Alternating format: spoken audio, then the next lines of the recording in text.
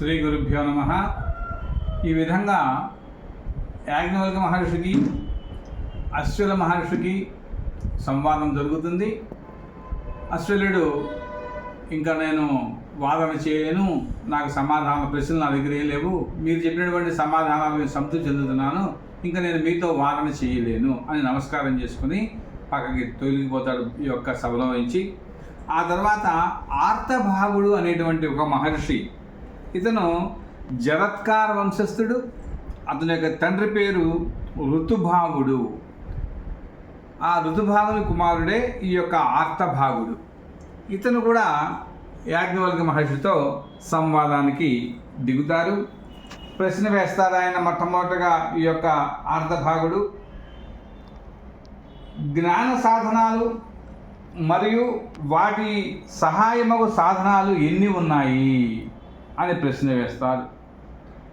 అంటే గ్రహాలు ఎన్ని, అతిగ్రహాలు ఎన్ని అని దానికి ఆ యొక్క అదిమాట. అంటే జ్ఞాన సాధనాలు, సహాయమగు సాధనాలు అంటే గ్రహాలు ఎన్ని, అతిగ్రహాలు ఎన్ని అని. దానికి యాజ్ఞవల్క మహర్షి చెప్తున్నారు, గ్రహ సాధనాలు 8, అతిగ్రహములు సహాయకాలు కూడా 8 అని చెప్తాడు మన యొక్క యాజ్ఞవల్క మహర్షి. వెంటనే ఈ యొక్క ఆర్తభాగుడు అడుగుతాడు, ఆ 8 సాధనాలు, సహాయ సాధనాలను కూడా మీరు వివరించగలరు అని అడుగుతాడు. దానికి ప్రశ్నగా ఆన్సర్గా సమాధానంగా చెప్తున్నారు మన యొక్క యాజ్ఞవల్కులు. ప్రాణోవై గ్రహ సోపానేనాతిగ్రాహేణ గృహీతో పానేన హి గంధాన్ జిగ్రాతి. ఇక్కడ ప్రాణశబ్దునకు ఘ్రాణేంద్రియ అనేటువంటి అర్థం ఉన్నది. ఇది గంధాన్ని గ్రహిస్తున్నది. ఈ ఘ్రాణేంద్రియము అంటే ప్రాణము, వెలుగులకు పోవు వాయువు. ఈ యొక్క వాయువే సాధనము. ఇది అపాన వాయువుచే ఎక్కువగా బలం కలిగి ఉంటుంది ఈ యొక్క ఘ్రాణం అనేటువంటిది.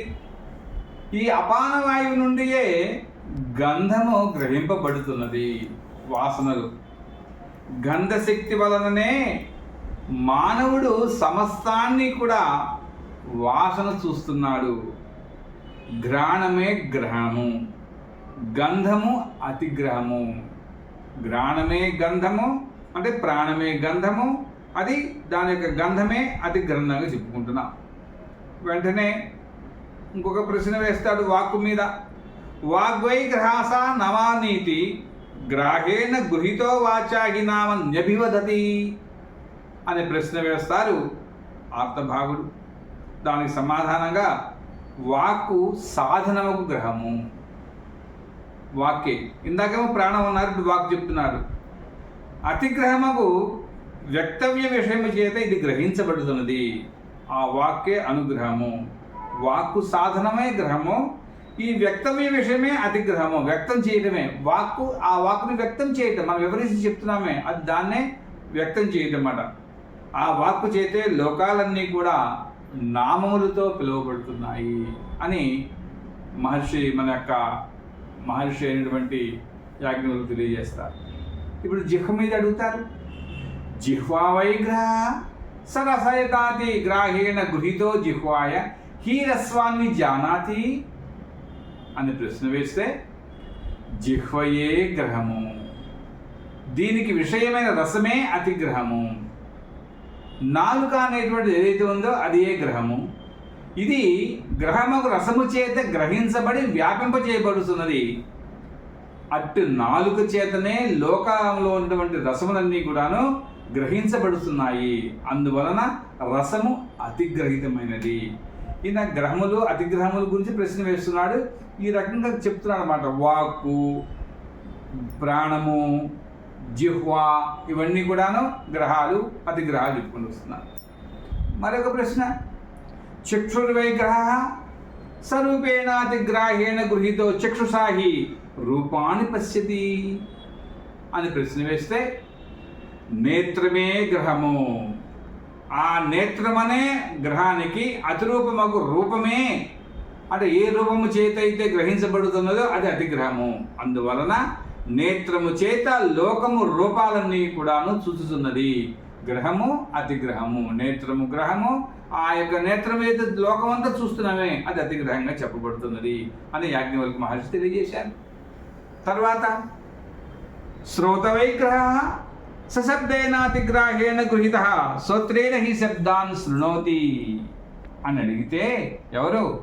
ఆర్తభాగుడు అడిగితే యాజ్ఞవల్క్య మహర్షి చెప్తున్నారు, సాధనమగు శ్రోత్రమే గ్రహము, శ్రోత్రమే గ్రహము.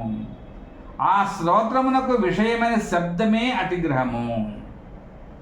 ఆ శ్రోత్రమును గ్రహము అతిగ్రహము శబ్దము చేత గ్రహింపబడి వ్యాపింపజేయబడుతున్నది, అంటే శబ్దము చెవుల చేత.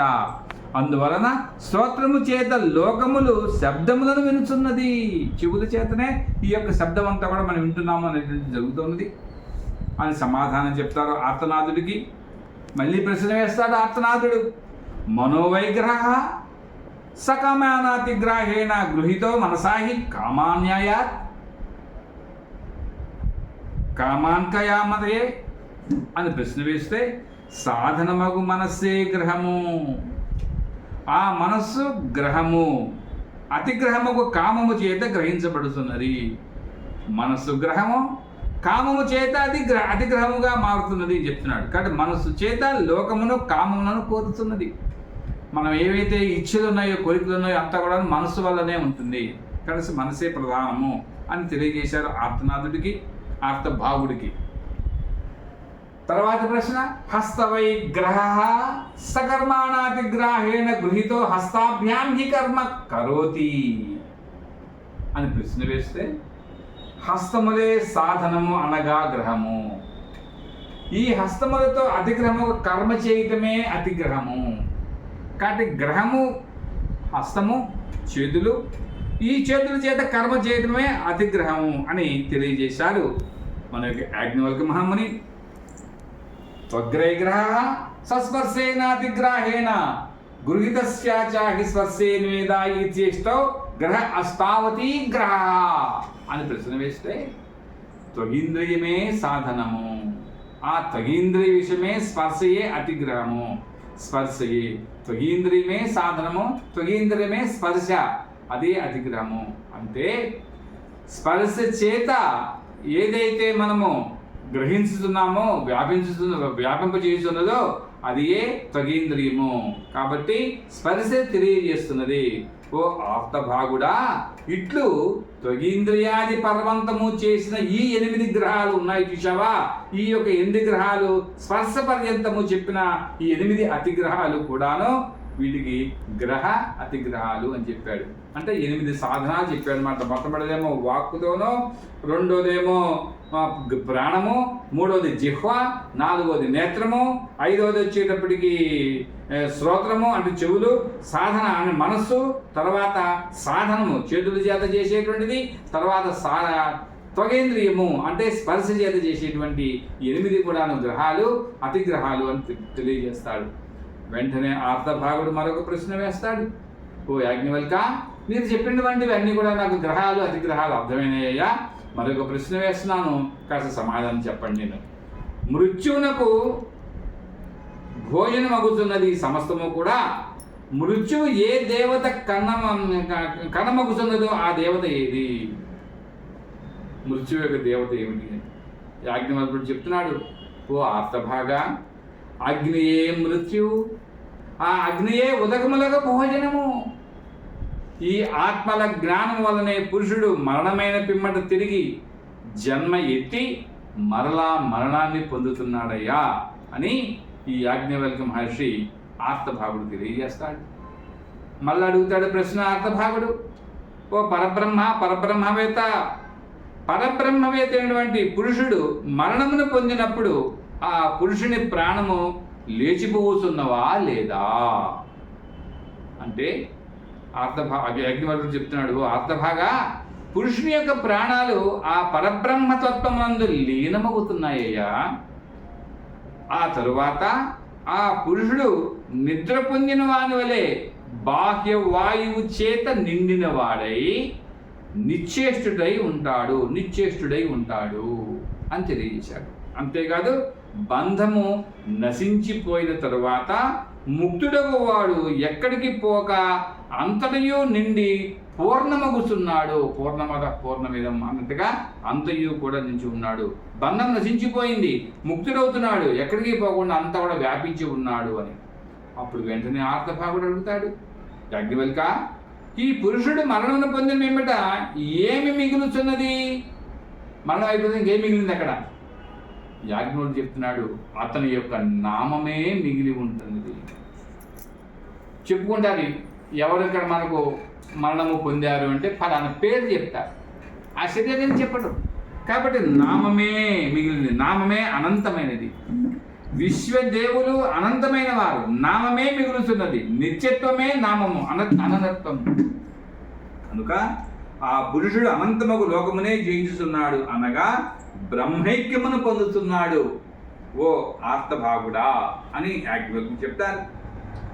ఇప్పుడు పెద్ద ప్రశ్న వేస్తాడు ఆర్తభాగుడు, ఓ యాజ్ఞవల్క్య, బాగున్నది, మరణమును పొందినటువంటి అజ్ఞాని పురుషుని యొక్క వాగేంద్రియములు అగ్ని పొందుతున్నది, ప్రాణము వాయువును పొందుతున్నది, నేత్రము సూర్యుని పొందుతున్నది, మనస్సు చంద్రుని యందు ఉన్నది, శ్రోత్రము దిక్కుల యందు, శరీరము భూమి యందు, జీవుడు హృదయాకాశమందు, శరీర రోమములు ఓషధుల యందు, రేతో రక్తములు జలమందు ఒకటి చేరిపోతున్నాయి కదా.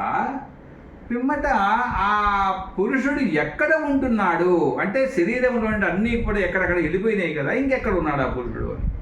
ఏ ఆశ్రమంలో ఉంటున్నాడు అని ప్రశ్న వేస్తారు ఈ యొక్క ఆర్తభాగుడు. దానికి సమాధానముగా చెప్తున్నారు, నీ హస్తము నిమ్ము, ఒక్కసారి నాతో రా, తీసుకెళ్తా.